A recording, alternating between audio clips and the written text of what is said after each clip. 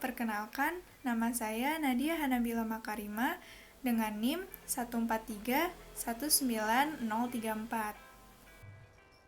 Halo semuanya, perkenalkan nama saya Naila Safa Maralina, NIM 143-19030. Halo, perkenalkan, nama saya Ina Tiaran Kusalama dengan NIM 143-19010.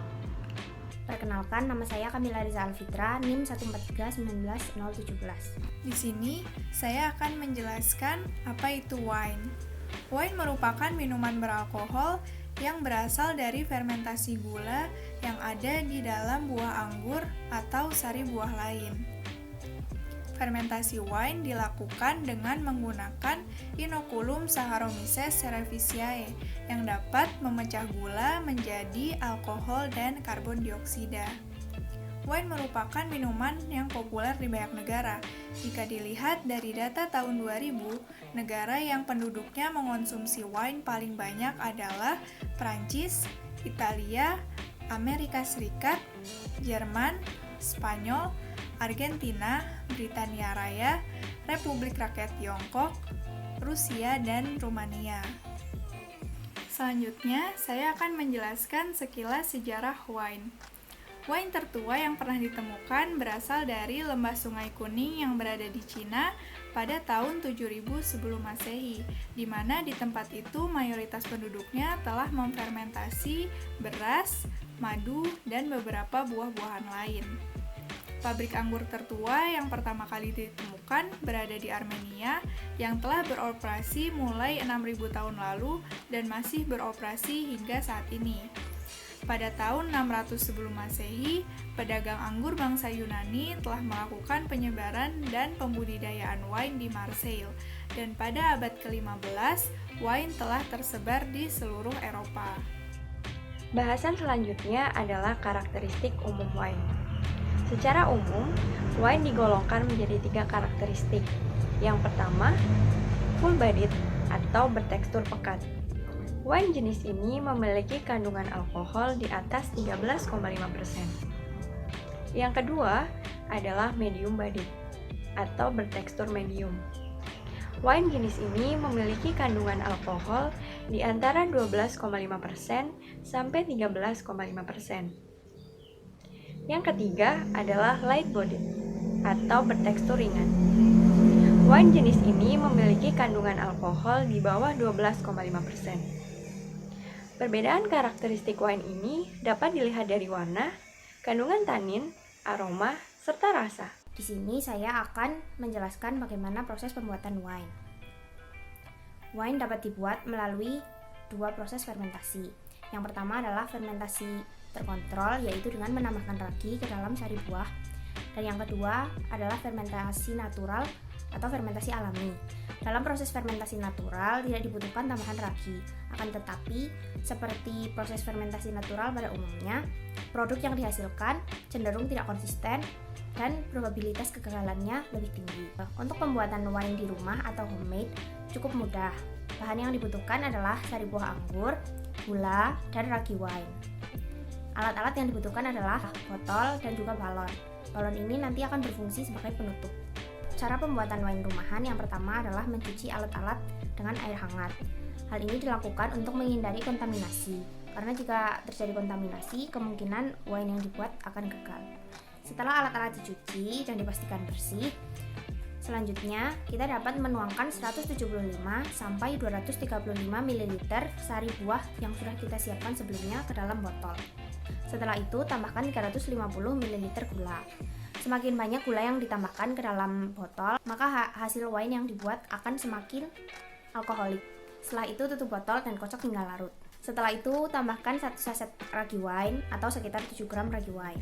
Tunggu 5 menit, kemudian kocok sekitar 10-15 detik. Setelah itu, botol ditutup menggunakan balon. Fungsi balon adalah sebagai airlock. Bisa juga menggunakan airlock yang dijual di pasaran, akan tetapi pengaruhnya tidak akan jauh berbeda. Balon juga dapat diikat dengan tali pancing untuk extra safety, akan tetapi hal ini tidak terlalu perlu. Mengapa kita menggunakan balon untuk menutup botol? Hal ini karena ragi akan bereaksi dengan gula dan membentuk alkohol dan karbon dioksida. Produk yang kita butuhkan adalah alkohol dan bukan karbon dioksida. Apabila ditutup dengan tutup botol, maka tekanan yang terus bertambah di dalam botol bisa mengakibatkan karbon dioksida membunuh mikroorganisme fermentasi atau bisa juga menyebabkan botol menjadi meledak. Setelah itu, simpan botol di tempat yang gelap dengan suhu ruang atau cenderung dingin. Setelah beberapa jam, lihat apakah balon sudah terpompa. Apabila belum, bisa diaduk perlahan atau ditunggu. Setelah ditunggu beberapa minggu, wine akan mengeluarkan gelembung. Ketika wine sudah mengeluarkan gelembung, berarti wine sudah siap diminum. Hal-hal yang perlu diperhatikan dalam pembuatan wine yang pertama, jika ketika balon dilepas dan tercium bau yang tidak enak, sebaiknya wine tidak diminum. Kemudian, jika ketika balon dilepas dan tidak tercium bau yang tidak enak, akan tetapi setelah didiamkan beberapa jam di suhu ruang, bau wine menjadi tidak enak, jangan diminum. Yang ketiga, jangan lakukan di rumah apabila Anda belum mencapai umur legal untuk mengonsumsi minuman beralkohol. Itu adalah proses pembuatan wine di rumah. Untuk proses pembuatan wine skala industri, ada 6 tahap utama. Yang pertama adalah penanaman. Wine yang berkualitas tentunya berasal dari anggur yang berkualitas pula. Yang kedua adalah pemanenan. Pemanenan ini dapat dilakukan secara manual atau dengan bantuan mesin mekanik. Akan tetapi, waktu pemanenannya tergantung kepada banyak faktor, seperti faktor iklim, area produksi, dan lain-lain. Yang ketiga adalah penghancuran buah atau crushing. Pada zaman sekarang, buah dihancurkan menggunakan mesin, berbeda dengan zaman dulu yang dihancurkan menggunakan kaki. Penghancuran dengan mesin ini meningkatkan kualitas dan ketahanan wine. Proses yang keempat adalah fermentasi. Di dalam gentong, ragi yang secara alami dikandung oleh kulit buah anggur maupun yang ditambahkan oleh pembuat wine mengaktifkan proses biokimia yang disebut dengan fermentasi alkohol. Untuk red wine diproses bersama dengan kulitnya sehingga akan berdampak kepada warna dan komponen tanin wine. Sedangkan untuk white wine, jus anggur biasanya dipisahkan dari kulit, tangkai, dan bijinya. Proses yang kelima yaitu penuaan. Penuaan ini berfungsi sebagai perbaikan dari wine untuk menstabilkan rasa dan aromanya. Penuaan ini biasanya dilakukan di dalam gentong ataupun kontainer yang terbuat dari baja atau semen. Proses yang terakhir atau keenam adalah pembotolan.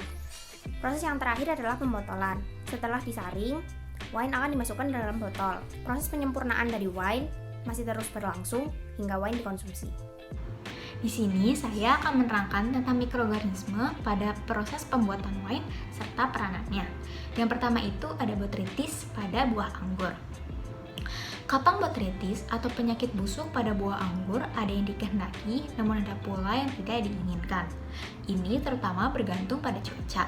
Botrytis cinerea merupakan kapang yang menyerang buah anggur dan dapat memberi cita rasa yang bagus serta memberi rasa manis sehingga membentuk alkohol dengan kadar yang tinggi.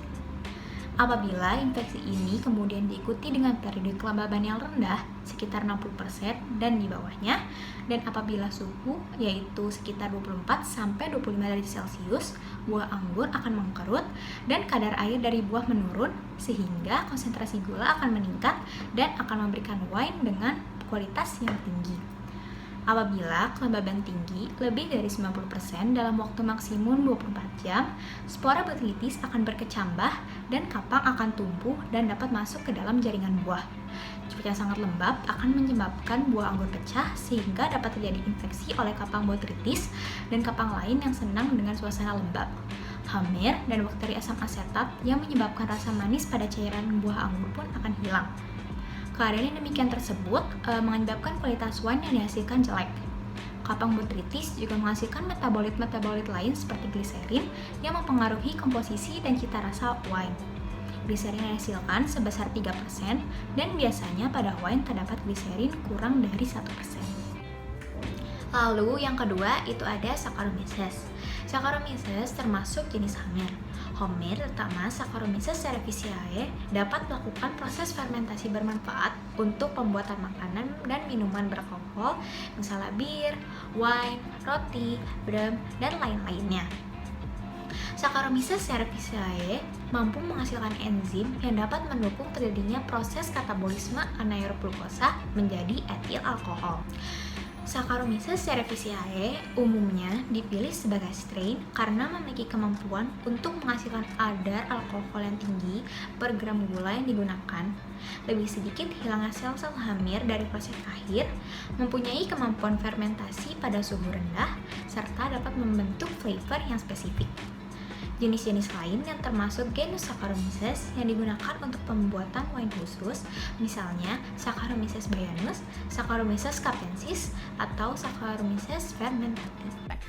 Salah satu informasi yang menarik dari wine adalah proses aging atau proses penyimpanan wine dalam waktu yang lama baru dikonsumsi. Mengapa wine terasa lebih enak setelah proses aging? Hal ini disebabkan oleh terjadinya reaksi kimia kompleks antara gula, asam, dan substansi senyawa fenol seperti tanin. Seiring berjalannya waktu, reaksi ini akan memberikan rasa dan aroma yang khas kepada wine. Contoh wine dengan kandungan fenol tinggi adalah Cabernet Sauvignon dari Prancis, Nebbiolo, dan Syrah. Akan tetapi, tidak semua wine akan terasa lebih enak dengan proses aging. Untuk mengetahui wine apa yang lebih cocok untuk di-agingkan dan wine mana yang tidak cocok untuk di-agingkan, yang pertama adalah dengan mengecek harganya. Wine dengan harga lebih mahal biasanya akan terasa lebih baik setelah melalui proses aging. Sedangkan wine dengan harga lebih murah, kira-kira kurang dari 30 US dollar, itu biasanya tidak memerlukan proses aging. Malah justru lebih baik ketika dikonsumsi saat itu juga. Kebanyakan white wine dan rosé wine akan terasa lebih baik ketika diminum di musim yang sama ketika dibeli. Misalnya, Anda membeli white wine pada musim panas, maka rasa wine tersebut tidak akan menjadi lebih enak ketika Anda meminumnya di musim gugur. Akan tetapi, ada beberapa white wine yang terasa lebih baik dengan proses aging. Contohnya, German Riesling atau Austrian Gruner Veltliner. Bagaimanapun, itu hanya sebagian kecil dari white wine. White wine pada umumnya tetap terasa lebih baik tanpa proses aging. Sedangkan untuk red wine, untuk menentukan apakah red wine tersebut memerlukan proses aging atau tidak, itu bisa dilihat dari varietas anggur yang digunakan untuk membuatnya. Sebagian besar red wine mengandung tanin dan atau tingkat keasaman yang tinggi, sehingga red wine bukan hanya terasa lebih enak dengan proses aging, akan tetapi justru red wine membutuhkan proses aging supaya rasa dan aromanya bisa keluar. Selanjutnya, saya akan menjelaskan jenis-jenis wine. Di antara sekian banyak jenis-jenis wine, setelah ini saya akan menguraikan jenis-jenis wine secara umum. Secara garis besar, wine dikelompokkan ke dalam 5 kelas, yaitu red table wine, white table wine, appetizer wine, dessert wine, dan sparkling wine. Sebagian besar jenis-jenis wine merupakan yang pertama adalah still wine. Still wine adalah jenis wine di mana gas karbon dioksida yang terbentuk selama proses fermentasi dikeluarkan. Lalu yang kedua ada sparkling wine. Sparkling wine mengandung karbon dioksida dalam konsentrasi tertentu yang terbentuk melalui proses fermentasi kedua atau proses karbonasi. Lalu yang ketiga ada dry wine. Dry wine adalah jenis wine yang mengandung sedikit atau tidak sama sekali gula. Lalu yang keempat ada sweet wine. Sweet wine ini masih mengandung gula yang tidak terfermentasi atau sengaja ditambahkan gula setelah proses fermentasi selesai. Lalu yang kelima ada fortified wine. Fortified wine adalah jenis wine yang ditambah distilled wine, sehingga mengandung alkohol sekitar 19 hingga 21%. Lalu yang keenam ada table wine. Table wine adalah jenis wine yang kandungan alkoholnya itu rendah, yaitu sekitar 9 hingga 14%. Table wine ini mengandung sedikit gula atau bahkan tanpa gula, sedangkan dessert wine adalah fortified wine yang mengandung gula. Lalu yang ketujuh ada appetizer wine. Wine jenis ini mengandung gula yang bervariasi antara dry wine sampai semi-sweet wine. Kandungan alkoholnya berkisar antara 15 hingga 20%. Faktor-faktor yang mempengaruhi pertumbuhan mikroorganisme dalam proses pembuatan wine. Yang pertama adalah keasaman pH. pH yang kecil menyebabkan kecil kemungkinan terjadinya kerusakan pada wine. Yang kedua, kandungan gula. Kadar gula yang rendah pada dry wine, yaitu sekitar 0,1%, menyebabkan jarang terjadinya kerusakan wine oleh mikroba. Sedangkan kadar gula sekitar 0,5-1% merupakan kondisi yang baik untuk pertumbuhan mikroba pengrusak. Yang ketiga adalah konsentrasi alkohol. Toleransi mikroba perusak dalam alkohol sangatlah bervariasi. Yang keempat, konsentrasi senyawa faktor pertumbuhan. Sumber utama senyawa ini adalah sel-sel kamir yang mengeluarkan senyawa faktor pertumbuhan pada saat autolisis. Makin banyak jumlah senyawa ini, makin besar kerusakan wine oleh bakteri dalam asam laktat. Yang kelima adalah konsentrasi tanin. Tanin berfungsi untuk menghambat bakteri sekaligus inhibitor dalam proses pembuatan wine. Yang keenam adalah konsentrasi sulfur oksida atau SO2. Makin tinggi konsentrasi SO2 yang ditambahkan, maka makin besar daya penghambatan terhadap mikroba pengrusak. Yang ketujuh adalah suhu penyimpanan. Kerusakan wine dapat terjadi sangat cepat pada suhu 20-35 derajat Celcius dan akan menurun bila mendekati suhu beku. Yang kedelapan adalah udara. Mikroorganisme aerobik seperti kapang, lapisan film, hamir, dan acetobacter tidak dapat hidup tanpa adanya udara ataupun oksigen.